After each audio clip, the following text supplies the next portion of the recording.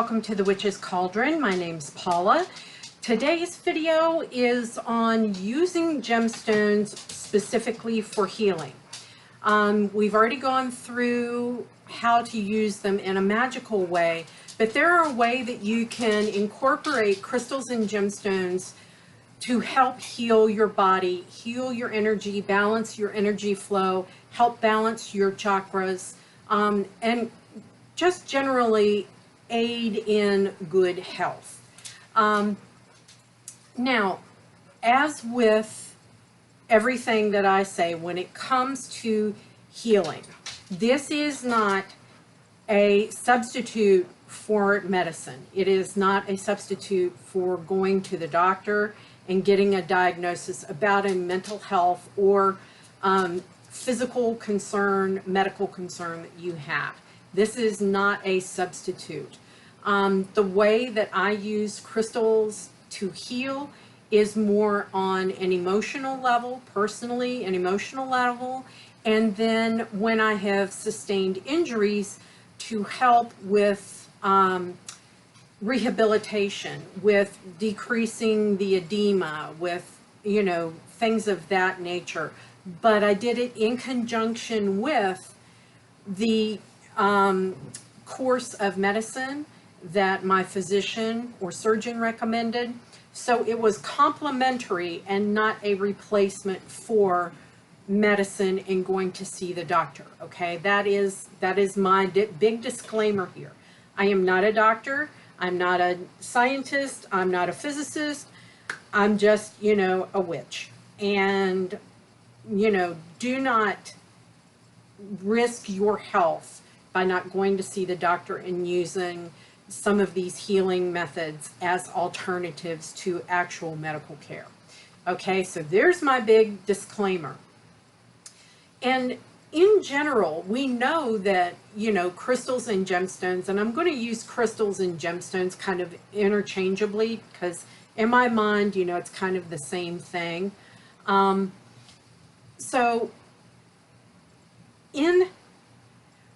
If you think about it this way, your warmer colored stones, this is in general, tend to increase the flow of energy for whatever the intent is that you want to tackle.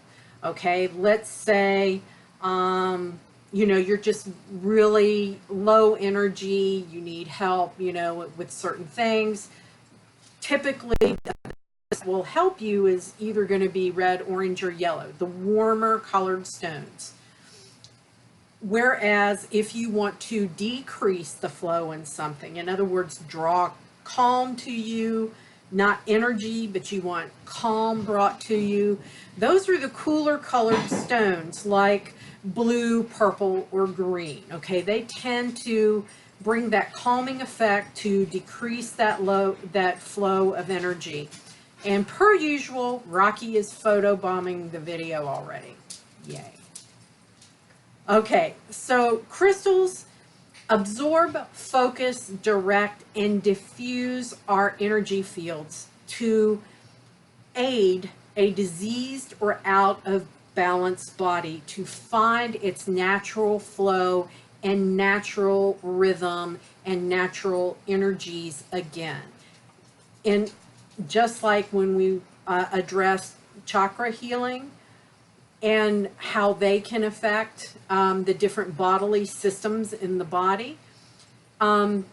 So stop and think about it. You know, crystals can help strengthen and heal your aura. They can strengthen and correct the energy flow. Hello, Rocky. Hello, darling. They can strengthen and help the energy flow become the proper flow throughout your chakras. It can also help the various meridians of energy, your organs, and your emotions, okay? So when you use crystals, and especially if you're using crystal points, with the points facing away from the problem area, it moves the energy away from that area or lessens that energy. and crystal placed with the points pointing to that area or facing inward help recharge or draw energy to the body, okay? For instance, okay, if you have a headache, it can be indicative of an over energy situation or an actual energy blockage. So a crystal amethyst point can be placed, usually up here in the third eye area, to move the energy away from the area of imbalance, okay? So just like with herbs and everything else, you have to set the intent of what that crystal is going to focus on. You can, as with anything else, make it as elaborate or as simple as you want in how you charge your stones. I am a fan of keep it simple, stupid, and I will sit here and meditate with it, you know, to set the intent of that crystal or gemstone. And as with magical properties, most gemstones have more than one affiliated healing energy to it, okay? Now, you have to decide how you want to use the crystal, and there are numerous ways you can incorporate crystals into your life to aid with healing. You can wear the crystal as jewelry, just as you can consecrate, you know, jewelry for a magical purpose like protection. You can also create the intent for a piece of jewelry for a healing purpose. Like I have a much loved necklace that is made from chrysocolla, and chrysocolla helps heal very long-standing emotional issues or emotional traumas. It helps you heal it. And when I'm really like having a PTSD flare-up, that piece of jewelry comes back out, you know, I cleanse it after each use, set the intent again, and then I wear it, and it comes over my heart chakra, and that's what really needs to have the healing done for the emotional trauma. You can carry crystals in your pocket or on your person. Those of us who are of the female persuasion can take a little mojo bag and tuck stones down inside our bras, you know, especially if you need something like around the heart chakra area. You can carry the crystal in your purse, and what you do is you use that crystal as a touchstone throughout the day. In other words, go into your purse, bring it out, and just, you know, kind of rub the stone, rub that crystal, and remember what it's for, okay? The intent that you set for it. You can create your own crystal healing layout. Now, typically what you want to do is to start your day in a positive energy flow kind of way. So you take your stones and you lay them literally down the middle of your body on your chakras, and you just sit there and kind of meditate and absorb the energy and the flow of the stones. I actually have a Reiki healing wand that I use, and I place it, you know, right here on my body, up and down this way, and it's got a stone on it for each one of the chakras. And when I do my meditation, then I place that right in the center of my body. You can create what is called a crystal elixir, okay? And the actual instructions on how to create the elixir is down in the description box. You can buy crystal infuser water bottles where you load crystals up inside a waterproof chamber that's inside this bottle, and then you do the water on top of that. What I find that is more economical, because those water infuser bottles, the cheapest one of those infuser bottles that I've ever found was like $30, and they go upwards of over $100. And to me, that's just insanity. What I do is take my, if it's a quartz, like a clear quartz, rose quartz, something like that, those are safe to place directly in the water, okay? Get yourself a wide mouth mason jar, put some purified water or spring water. Spring water is preferable, but distilled or purified water is also acceptable if you don't have access to spring water. You can put the crystal in there inside it, let it sit for like 3 days. Don't put a cap on it because you want it to absorb the lunar and the solar energies. If it's more of a lunar kind of vibe that you need for that particular kind of healing, I recommend putting it out over the 3 days of the full moon. In other words, the night before the full moon, the night of the full moon, and the night after the full moon. If it's a general health kind of thing, leave it out for 3 straight days so that it absorbs lunar and solar energies alike for 3 days. What I recommend then is, if it's any other kind of stone, is what you would do is take a baby bottle, baby food jar, and put your stone inside it, put the lid on it, and then put it in upside down so that the glass part is up, so that the sun and the moon's rays can get through that. But you want to have it inside of an airtight container of some kind that's glass. And then what happens is that energy from the stone will get out into that water, okay? And that water in the jar will become part of what is called the mother elixir, okay? After you do that, your 3 days where it's sitting out, you have to bring it in and strain it, because, you know, the top of the jar is going to be open, all right? So you can get some, you know, twigs or leaves can fall down in it. Usually I've never had problems with bugs getting into the water that way. But you want to bring it in and you want to strain it through paper or through several layers of cheesecloth, okay? And you strain it into another bottle or mason jar, okay? It's easier to do it wide mouth mason jar that you can put a lid on and keep it airtight. And you filter it so that the new jar is like 2/3 full, okay? At that point, you fill that jar up the rest of the way with vodka or brandy, whatever you prefer, or, you know, whiskey will even do. And that the reason that you need to do this is that water breeds bacteria. So you have to have the alcohol in there, in that elixir, as a preservative to keep bacteria from growing. But you don't want to keep the mother elixir forever and a day, because it will go bad. So after you've done that, put an airtight lid on it. Then what you can do is, as you need it, make sure you label and date the mother when you created it, okay?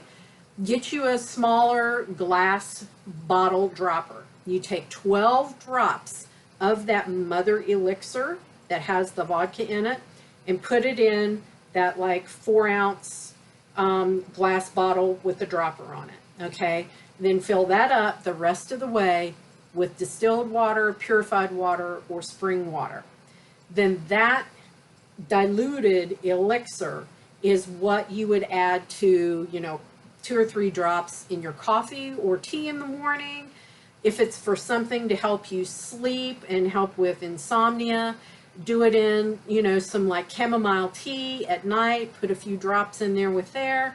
If it's a general health and rebalancing, you know, put it in your drinks throughout the day. Stay away from sugary drinks like sodas, okay? It's easiest and best if you add this elixir to water. And by the time, you know, because you've only got 12 drops of the mother with the alcohol in like 4 ounces, it's a very, very weak alcohol dilution. So there's not that much alcohol in it, but you only need a couple of drops of that elixir to start feeling the healing benefits of a crystal elixir. And as I said, the more detailed instructions are in the handouts in the description box, so you can check that out there. Another way is to add healing stones to your bath. And again, as long as it's a quartz, it's fine to go in the water. If it's something other than a quartz stone, then you would need to put it in a little glass jar, and then put the jar inside the bath so that the energy from the stone can go around in your bath. Now, I will tell you that about 10 years ago, I broke my tibia fibula and had to have a rod put in my leg. There was a lot of, swelling and everything from the surgery and from the injury itself. And what I did is when I got to the point where I could take a bath after my stitches were out, I actually put stones in the water with me and then Reiki'd my bath water. And that helped so much in my healing process that the orthopedic surgeon, my first visit, after I'd gotten the stitches taken out, that first visit after that, he was like, I don't know what in the heck you are doing, but whatever it is, keep doing it because your bones are healing so much faster than I have ever seen, and your swelling is like next to nothing. He's like, you shouldn't be this far along, so whatever you're doing, keep doing it. So it does work. And I do the same thing. Like, I've got a really bad back. If I have trouble, I throw some stones in the bath water with me in a little baby food jar, throw some herbs in there with it, and I have my own kind of like muscle soaking ritual that I go through that helps balance and helps my back. So that's another way, is incorporating them into a bath. Now, another way that you can do is to have crystals put throughout your space. If you have insomnia, put crystals next to your bed that help with insomnia and bring you calm, and keep away nightmares. If there are, like if you need to remain calm at work, bring stones, put them there, in your office, like by your computer or something like that, and have it there as like a touchstone to remind you to stay calm and centered, to not lose your cool at work. If something's really, really stressful going on, put some crystals around in your office. I had them all over the place. Before I retired, now I have them, I've always had them all over my house. So the final thing that you can do is to incorporate them into a healing ritual. This is where you do a full-fledged ritual with the god and the goddess to heal whatever is going on.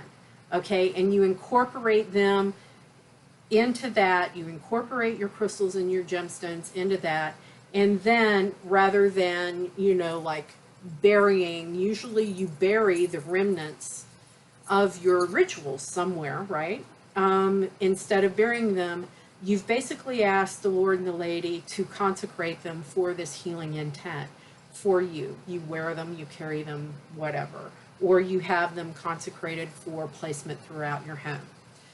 So those are the main ways that you can use crystals to aid with healing. Now I'm going to go through my 13 power gemstones for healing. And the first one is amethyst. Amethyst is great for impulse control and addictions. This is a lot of recovering addicts and alcoholics carry a piece of amethyst with them, or they wear a piece of amethyst jewelry because it really helps them resist that addiction and resist the urge to do whatever it is. And I'm talking addiction, not just substance addiction like alcohol or drugs, but I'm talking shopping addiction, you know, the infamous retail therapy. Food addictions, you know, emotional eating. That one's a good one for me too. And also sex addiction. So the next one is chrysocolla. And chrysocolla helps you deal with long repressed emotional trauma. And I find this very good to help people who have been emotionally or physically abused as a child or a teenager. The next one for me is chalcedony, and this helps me to alleviate regrets. That is what one of my shadow masks is, like regrets and failure. So chalcedony really helps me with that when I'm having one of those days where I'm just, you know, having a hard time dealing with things. Another is rhodochrosite, and this is being open to receiving the love of others. Rose quartz is the next one, and this helps you love yourself, okay, and love everything about you, okay. Peridot happens to be my birthstone, but it's also great for personal growth, to allow you to step outside your comfort zone and to take hard looks at yourself and to learn the lessons that you need to learn in this lifetime, you know, and then to grow from those lessons that you're supposed to learn. Fluorite for stabilizing and calming. Fluorite is also the student stone, and it helps with concentration. It is great to help out kids that have ADHD to like calm and concentrate and focus. It is the student's learning stone. The next one is bloodstone, and it absorbs negativity, and that's negative emotions, that's negative thoughts about yourself, everything like that, okay? The next one is carnelian, and that's helps you to release negative emotions in a healthy manner, okay? Instead of having like a meltdown outburst, because I am one of those people that I can bottle it up and bottle it up and bottle it up for a very, very long time and maintain my cool for a very long time. But once my fuse is lit, it is lit and it's exploding and it's ugly. Mad Paula is very, very ugly. And I don't like to get there. So when I'm really having a hard time, you know, struggling with wanting to just throttle somebody, carnelian helps me gain control of those negative emotions and getting rid of them, okay? Onyx strengthens self-control, okay? Sugarlight is an emotional balancer, you know, helps you maintain that even keel, helps you stay centered, you know, not real high, not real low, you know, just here with the main flow, okay? Unakite enhances your sense of personal power, okay? To realize that you do have the power to change and you're not just stuck at the will of the universe, that you can make change to help affect your outcome and your place in this universe. And then of course I have clear quartz, which is an energy enhancer. This is really good, particularly for people who suffer from like autoimmune disease, you know, the spoonies. If you need that little extra bump of energy, try carrying a piece of clear quartz to help you if you are a spoonie. I have found that clear quartz does help me an awful lot. Now, I will tell you that gemstones that are placed throughout your space need to be cleansed and recharged every once in a while. I do it once a month or so. I go through, make sure, they're cleaned off, they're dusted. Ones that can be cleansed in water, I cleanse in water. The other ones that are not, I cleanse through like smoke or sound using a Tibetan bowl. So you can do that, but you definitely have to clean your stones, and because dust on them is in effect residual, what I call schmut from the universe, and they're there working for you, trying to help you, keep you balanced, for healing and everything. You want them clean and pristine and ready to go, and you don't want dirty pills with hair all over them. So why would you want a dirty gemstone that has 6 inches of dust on it? See? So that's kind of what I liken it to. So there we go, my friends. That is how you can incorporate gemstones specifically for healing purposes. If you've got any questions, please leave them in the comments. And if you've got some personal healing stones that you really have an affinity for, let me know what they are down there in the comments. And if you're not a subscriber already, please subscribe before you leave, and be sure to give the video a thumbs up. It really does help me in the algorithm and helps my videos get out to more people who have expressed an interest in learning about Wicca, witchcraft, and the occult. So with that, my friends, as always, merry we did meet, merry we will part, until we merry meet again. Be well and walk in love and light, everybody. Bye.